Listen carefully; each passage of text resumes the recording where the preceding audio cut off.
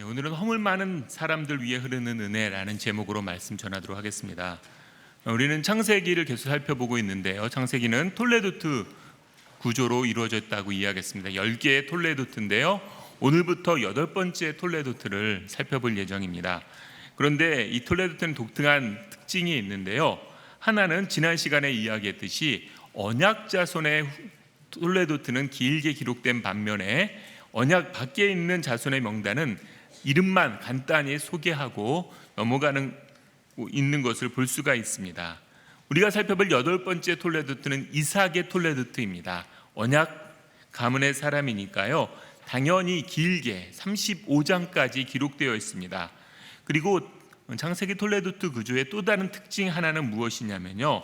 톨레도트를 소개하는 사람에 대해서보다는 그 후손의 이야기에 더 집중한다는 것입니다. 그러니까 8번째가 이삭의 톨레도트라고 이름이 붙었으니까 이삭 이야기다라고 생각하기보다는요, 이삭 이야기는 잠깐 나오고 그 아들인 야곱이나 에서에 관한 이야기가 길게 나온다는 것입니다. 또 10번째 톨레도트는 야곱의 톨레도트인데요, 야곱 이야기는 아주 잠깐 나오고 대부분의 내용은 야곱의 아들인 요셉과 그 형제들의 이야기가 길게 나오는 것을 볼 수 있습니다. 그래서 이 창세기를 읽을 때 이 톨레도트를 기준으로 해서 읽어가면은 내용이 훨씬 더 선명하게 들어오는 것을 알 수가 있는데요. 오늘 본문은 말씀드렸듯 이삭의 톨레도트입니다. 이삭과 그의 아들 에서와 야곱에 관한 이야기인데요. 언약 백성들은 굉장히 길게 내용이 나오고 있다라고 이야기하고 있습니다. 당연히 여러 가지 에피소드들이 소개되고 있는데요. 그 에피소드들이 언약 가문이니까 굉장히 아름다운 신앙적 미담으로 채색되어 있어야 될 것 같은데, 창세기에 나오는 언약 자손들의 이 톨레도트를 보게 되면은 그런 모습이 별로 많이 소개되지 않습니다. 어느 가정에서나 볼 수 있는 아주 평범한 모습 또는 그보다도 못한 모습이 굉장히 많이 기록되어 있습니다. 그러므로 이렇게 창세기를 객관적으로 읽다 보면은요, 나랑 다를 바가 별반 없네라는 그런 생각이 들 때가 많아야지 성경을, 창세기를 객관적으로 잘 보고 있다라고 할 수가 있습니다. 오늘은 이렇게 평범해 보이는 등장인물들이 어떤 특징을 지니고 있는가, 이거를 한번 살펴보도록 하겠는데요. 우리가 살펴볼 첫 번째 등장인물은 편애하는 이삭입니다. 편애하는 이삭. 지난 시간 이삭은요, 아내 리브가를 얻기까지 조용히 묵상하며 하나님의 때를 기다리는 성숙한 모습을 보여줬습니다. 뿐만 아니라 오늘 본문에도 보면은요, 리브가가 오랫동안 임신하지 못하자 하나님께 기도하며 아들을 얻기까지 합니다. 아버지였던 아브라함은 아들이 오랫동안 낳지 못하자 첩인 하갈을 얻어 이스마엘을 얻었던 것과 비교하면은 이삭은 굉장히 성숙한 모습이라고 할 수 있는데요. 믿음의 조상이라 불리는 아브라함보다 더 낫다, 손색이 없다라고 한다면은 이삭은 굉장히 훌륭하고 완벽한 사람이었을 것이다 라고 생각되지만은요, 그러나 실제 오늘 본문에 소개되는 이삭의 모습은 그렇지 못하는데요. 우리 28절을 같이 한번 읽어보겠습니다. 이삭은 에서가 사냥한 고기를 좋아하므로 그를 사랑하고 리브가는 야곱을 사랑하였더라. 이삭은 큰 아들 에서를 더 사랑하였다, 편애하였다라고 이야기하고 있습니다. 이것은 오랫동안 이삭 가정의 불행의 씨앗이 되는 것을 볼 수가 있는데요. 이삭이 신앙이 없는 사람이 아닙니다. 상당히 신앙이 좋습니다. 아버지였던 아브라함이 자신을 제물로 잡아 죽이려고 할 때도 반항하지 않았고요. 오랫동안 아내가 없을 때도 조용히 묵상하며 하나님의 때를 기다리는 인내심이 있었던 사람입니다. 또한 아내의 불임 앞에서도 아버지와 다르게 기도로 극복해가는 성숙함도 있었습니다. 이런 신앙의 좋은 모습이 있었지만 이삭은 완벽한 사람이 아니었습니다. 쌍둥이 아들 중 자신의 기호에 맞는 에서를 편애하는 것, 이것은 그럴 수도 있지라고 생각할지 모르지만은요, 이것은 수십 년 동안 이삭의 가정에 큰 아문을 들이우는 심각하게 잘못된 행동이었습니다. 특히 이미 쌍둥이를 낳기 전 하나님께서는 큰 자가 어린 자를 섬길 것이다 라는 신탁을 주셨습니다. 그럼에도 불구하고 작은 아들이 아니라 자신의 선호에 따라 에서를 편애했다라는 것은요, 하나님의 신탁, 하나님의 선택을 별로 중요하게 여기지 않았다라는 것을 우리가 엿볼 수가 있습니다. 그런데 우리가 한 가지 생각할 것은, 있다 보면 의문이 드는 게요, 아니 이삭이 자신의 아들 에서를 더 편애한 것이나 하나님께서 야곱을 선택하신 거나 별반 다를 바 없는 선택 아니냐, 누구는 선택하고 누구는 선택하지 않은 것. 근데 이거는 좀 생각해 보면 다른 부분이 있습니다. 이삭은 에서를 사랑한 이유가 무엇이냐면요, 에서가 사냥한 고기를 좋아했기 때문이다라고 이야기합니다. 어떤 자신의 육체적인 본능, 만족감을 주는 아들을 사랑했다는 뜻이 있고요, 하나님은 에서나 야곱이 태어나기도 전에 어떤 사람의 조건을 보지 않고 하나님의 주권적인 선택을 하신 것입니다.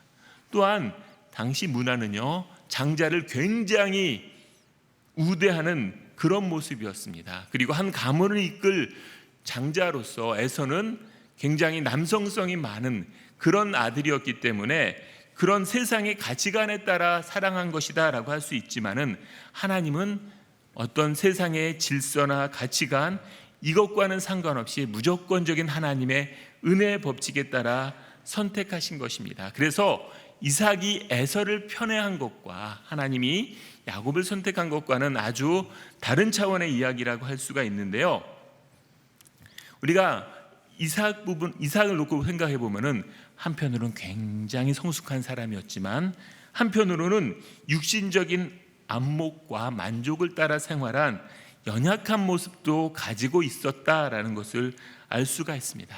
이삭만이 아니라 아브라함도 그렇고요, 우리가 이야기하는 신앙의 위인들도 다 비슷합니다.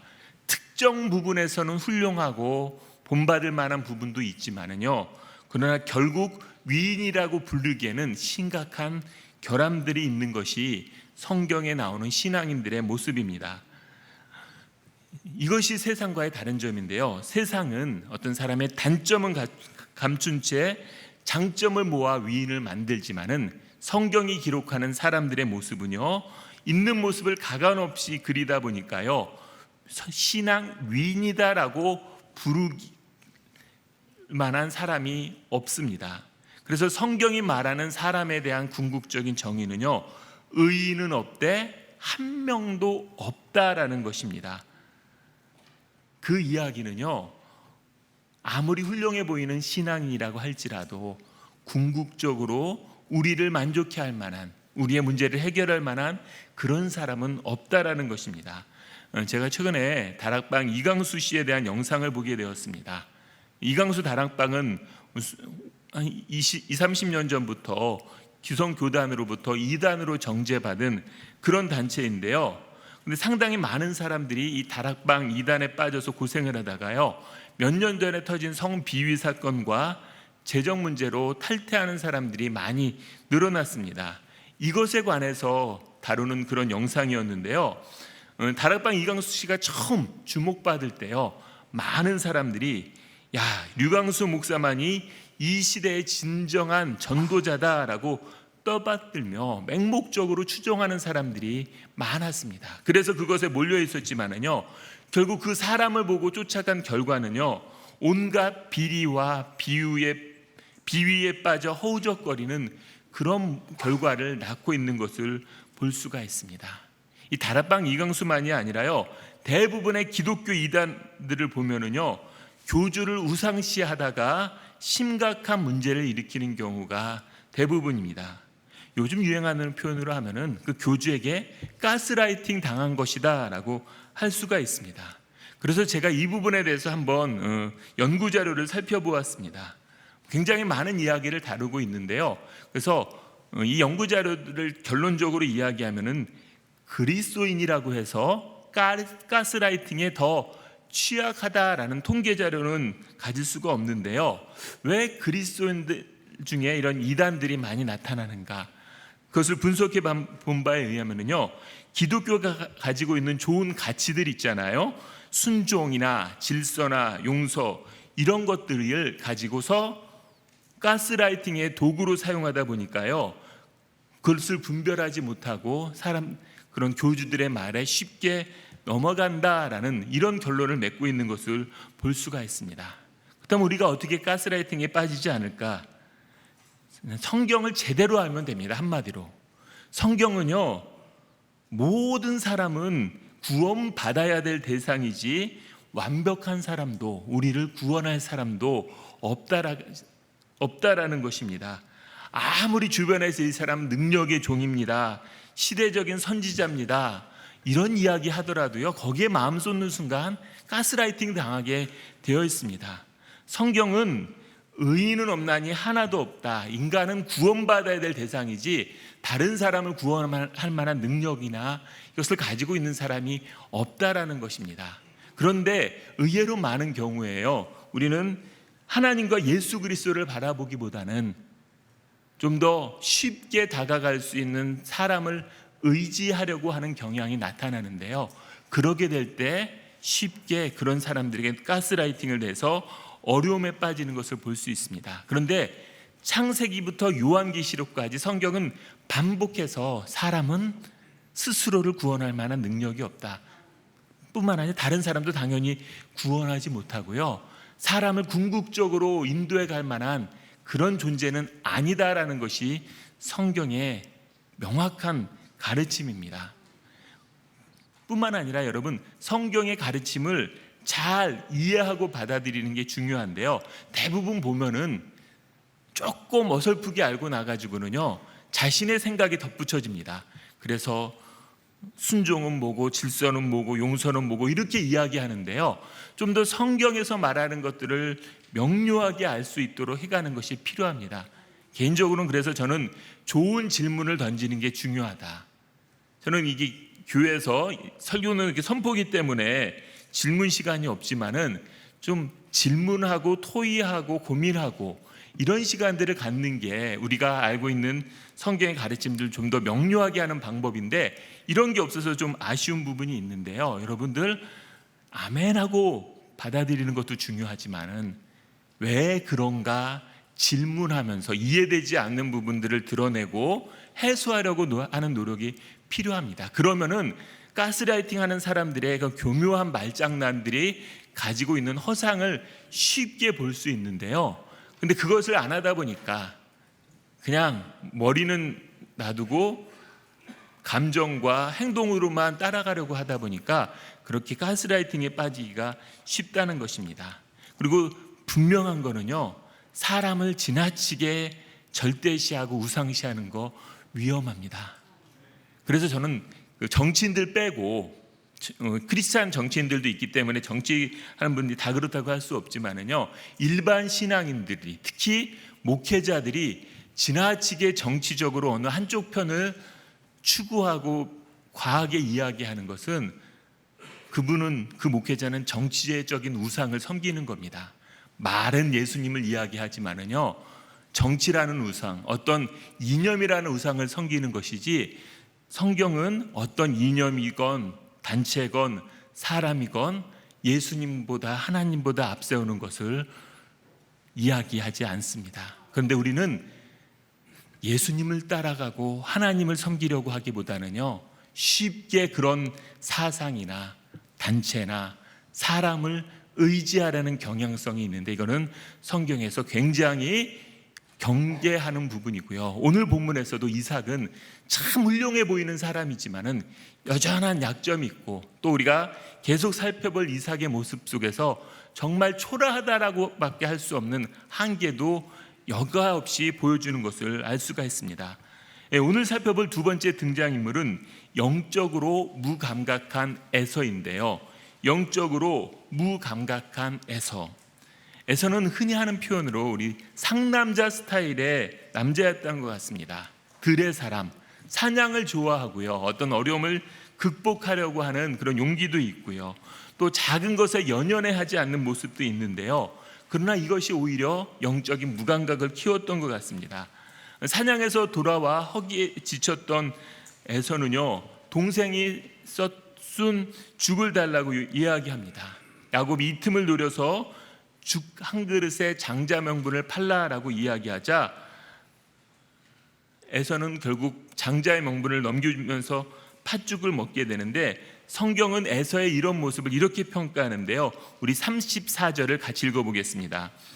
야곱이 떡과 팥죽을 에서에게 주매 에서가 먹으며 마시고 일어나 갔으니 에서가 장자의 명분을 가볍게 여김이었더라. 가볍게 여겼다라고 우리나라 성경은 번역하고 있는데요. 그래서 그냥 가볍게 여겼다니까 덜 소중히 여겼나 보다라고 이해하기 쉬운데, 히브리어로 보면 그런 의미보단 더 강한 의미가 있습니다. 히브리어 단어로는요, 멸시하다, 업신여기다, 가치없게 취급하다, 이런 의미를 담고 있습니다. 그러니까 장자의 명분을요, 가치 없는 것, 보잘것없는 것으로 여겼다라는 것입니다. 이처럼 에서는요, 영적으로 무감각했을 뿐만 아니라 할아버지부터 내려오는 언약에 대해서도 전혀 안중에 없었던 것입니다. 특히 여러분, 이 장자의 명분을 팔라라는 동생 야곱의 이야기에 뭐라고 답하냐면은, 내가 죽게 되었으니 장자의 명분이 내게 무엇이 유익하리요, 이렇게까지 이야기합니다. 근데 여러분, 사냥하다 돌아와서 배가 고프면 죽나요? 사람은 며칠까지 안 먹으면 죽게 될까요? 저는 많이 금식은 안 해봤는데 일주일까지는 해봤는데요, 일주일하고 힘은 들었지만은 죽음과는 전혀 상관없었습니다. 길게 금식하시는 분들은 40일 금식하시는 분들을 지금 봤는데요, 40일 금식할 정도 되면 한 20일 넘어가면, 한 3주 정도 넘어가면요, 의사로부터 정기적으로 이렇게 진찰을 받으면서 몸 상태를 체크하더라고요. 근데 40일까지 금식하면은 정말 이제 많이 건강도 나빠지고 그러기는 하는데 가능한 것을 봤습니다. 그런데 사람이 사냥하다가 돌아와서 허기가 진다고 죽지 않는데요, 현재 자신의 상황을 지나치게 과장하고 있는 것입니다. 현재의 욕망 때문에 영적인 것에 대한 가치는 안중에도 없는 것입니다. 당장 내게 좋으면 좋은 것이고 그렇지 않으면 좋지 않은 것이다 라는 이런 태도를 지니고 있는데요, 이런 에서의 모습은 현대의 소비주의적 신앙 형태하고 굉장히 비슷하다라고 할 수가 있습니다. 에서가 당장의 허기짐을 극복하기 위해서 영적인 가치를 소홀히 여긴 것처럼요, 현대 소비주의적인 형태, 신앙 형태를 가지고 있는 성도들도요, 성경에서 이야기하는 중요한 가치, 오랜 인내와 연단, 영적 성숙을 추구하기보다는요, 지금 당장의 만족을 추구하는 경향이 나타납니다. 당장 내게 좋으면 좋은 것이고 그렇지 않으면은 나쁜 것이다, 문제 해결이 되지 않으면은 잘못된 것이다, 이런 생각을 합니다. 그래서 복음이나 십자가의 가치보다는요, 그냥 교회 안에서 심리적인 안정이나 어떤 세상적인 성공이나 인맥 관리, 이런 목적으로 교회를 오는 경향이 종종 나타납니다. 물론 여기 계신 분들이 그렇다는 얘기 아니고요, 그냥 한국 교회 전반적으로 보면은 예전과는 많이 달리 교회 안에서 그리스도인, 성도, 예수님의 제자, 이런 모습보다는 백화점 고객과 같은 모습으로 교회를 출석하시는 분들이 늘어나는 게 현대 한국 교회의 모습이 아닌가라는 그런 생각이 듭니다. 근데 여러분, 신앙생활은요, 당장 내게 주어진 욕구를 충족하고 해결하기 위해서 하는 것이 아닙니다.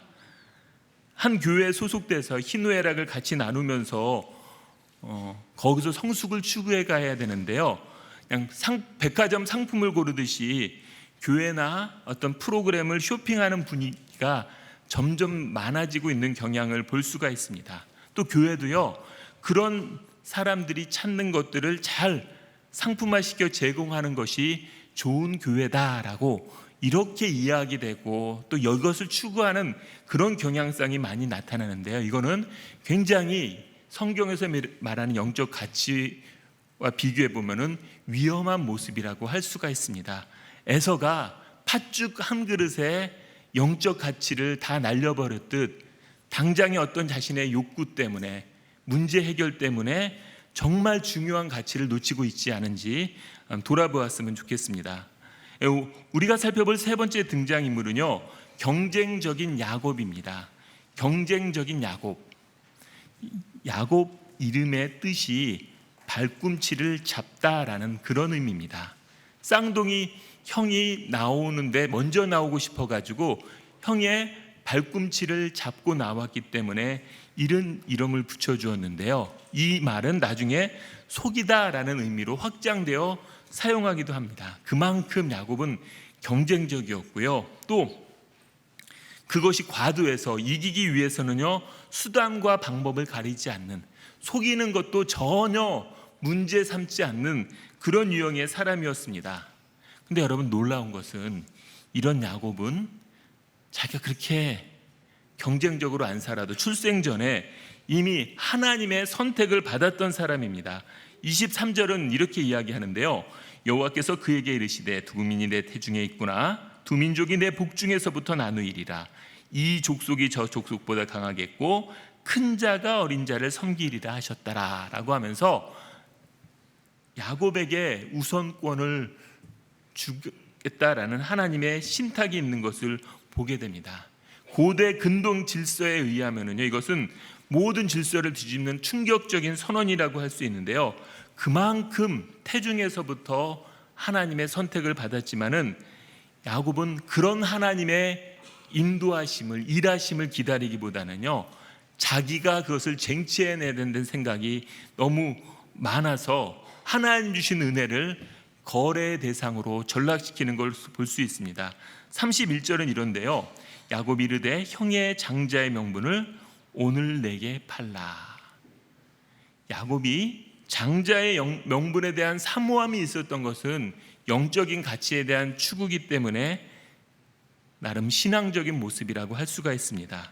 문제는 무엇이냐면요, 하나님의 때와 방법을 신뢰하고 기다리기보다는요, 자신의 얄팍한 깨로 그것을 쟁취하려고 하였다는 것입니다. 특히 굶주린 형의 약점을 이용해서 속임수에 가까운 방법으로 장자권을 뺏는 것, 이것이 심각한 문제라고 할 수가 있는데요, 이것은 신앙의 열심이 아니라요, 하나님을 신뢰하지 못하는 불신앙적 태도라고 할 수가 있습니다. 그런 의미에서 야곱은 진정한 신앙인이 아니라요, 왜곡된 신앙인이라고 할 수가 있습니다. 제가 다시 한번 말씀드리지만 신앙생활은요, 본질적으로 경쟁하는 것이 아닙니다. 경쟁적이지 않습니다. 아무리 그럴싸한 명분 갖다 붙여도요, 경쟁을 시킨다, 경쟁하는 마음이 내 마음에 있다, 그는 신앙적으로 바람직하지 않습니다. 그런데 유일하게 경쟁해야 될 대상이 하나 있긴 해요. 누군지 아세요? 누구와 경쟁을 해야 되나요? 어제의 나와 경쟁을 하는 것입니다. 1년 전에 나, 또는 한 달 전에 나와 경쟁해서 그것보다 나아지려고 하는 노력은 필요하지만은 그 외에 다른 사람들은 내 신앙의 경쟁자가 아니라요, 함께 발맞춰 걸어가야 될 믿음의 동료이고 동역자입니다. 그래서 내가 다른 사람보다 나아지지 않는 이런 마음이 신앙 안에서는 이거는 바람직한 모습이 아닙니다.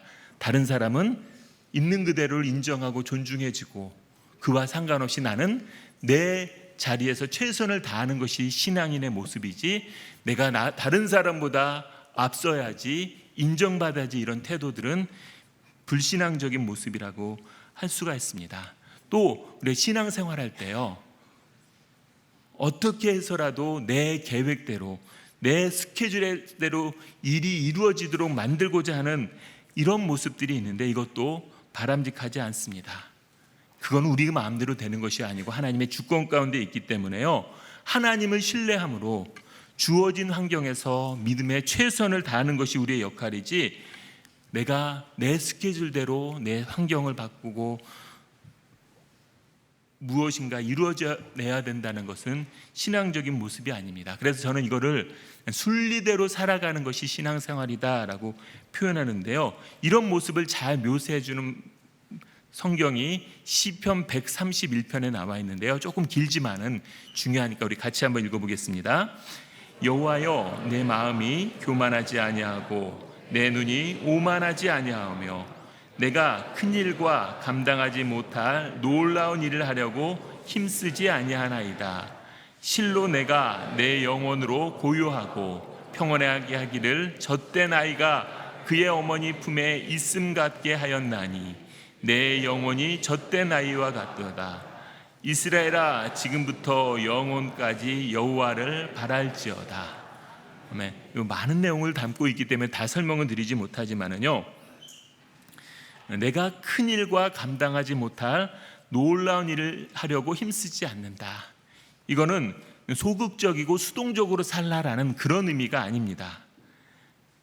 우리가 해야 될 것은 최선을 다하지만은 분명히 우리 한계를 넘어서는 일들이 있습니다. 앞으로 우리에게 어떤 일이 일어날 것인가, 아무리 노력해도 되지 않는 부분에 있어서는 과도하게 그것을 추구하고 경쟁하고 야망을 품기보다는 하나님이 인도하심에 따르겠다라는 그런 태도를 이야기하는 것입니다. 그래서 이 시편은요, 하나님 앞에서 인간이 가져야 될 겸손과 하나님을 향한 의탁의 태도가 무엇인지를 잘 보여주고 그 하나님을 의지함 속에서 누리는 진정한 평안을 누리고 있습니다. 젖된 아이와 같다라는 말은요, 아이는 많은 것을 원하지 않습니다. 어머니와 함께 있는 것, 어머니 품에 있는 것, 그 자체로 만족한 상태를 이야기하는데요, 우리가 하나님 안에 거하고 그분의 뜻 안에서 걸어간다는 그 자체로 만족하는 상태를 이야기하는 것입니다. 그래서 마지막 구절이 이스라엘아, 지금부터 영혼까지 여호와를 바랄지어다. 하나님께만 진정한 소망을 둔 사람이 부를 수 있는 고백인데요, 이 태도로 가면은요, 우리에게 필요한 것, 우리에게 주신 최고의 순간은 하나님이 이뤄가시는데요, 오늘 본문의 야곱은 그 하나님을 신뢰하기보다는 내가 무엇을 이뤄내야 돼, 내가 무엇을 만들어내야 되는 생각으로 속이고 경쟁적으로 임하는 부분 속에서 신앙의 길에서 탈선하고 있는 것을 볼 수가 있습니다. 오늘 우리가 살펴본 8번째 톨레도의 도입은요, 이삭의 가족을 소개하는 내용입니다. 이삭이나 에서나 야곱 모두 우리가 생각하는 것만큼 신실하지도 완전하지도 못했습니다. 흔히 우리의 모습 속에서 아니면 우리 주변 속에서 볼 수 있는 모습인데요, 그럼에도 불구하고 하나님은 이 이삭의 가문이 하나님의 언약의 계보를 잇는 가정이다라고 창세기에서 보여주고 있습니다. 왜냐하면 그들이 신실했기 때문이 아니라 하나님이 신실하시기 때문입니다. 그리고 이 하나님께서 지금도 연약한 그리스도인을 붙들고 계시고요, 취약한 교회를 붙들고 계십니다. 교회가 불완전해 보여도 2000년 동안 명백을 이어올 수 있었던 것은요, 사람이 신실해서가 아니라 하나님이 신실하시기 때문입니다. 그래서 여러분, 우리 그리스도인이 소망이 있는 것은요, 우리가 훌륭해서가 아니고요, 하나님이 신실해서입니다. 그래서 여러분, 너무 특정인에게 너무 그렇게 기대하지 마십시오. 여러분, 똑같은 사람이다라고 성경은 반복해서 이야기합니다. 우리가 바랄 거는 특정 사람이 아니라 신실하신 하나님과 예수 그리스도뿐입니다. 이 하나님께서 여러분의 삶을 붙들고 계시고요, 여러분의 가정을 붙들고 계십니다. 이 하나님을 소망하며 하나님 안에서 누리는 진정한 평안과 소망 속에서 살아가시는 우리 성도님들 되셨으면 좋겠습니다. 우리 이 고백 담아 같이 찬양 드리도록 하겠는데요, 나의 안에 거하라 나는 내 하나님이니, 찬양 드리겠습니다.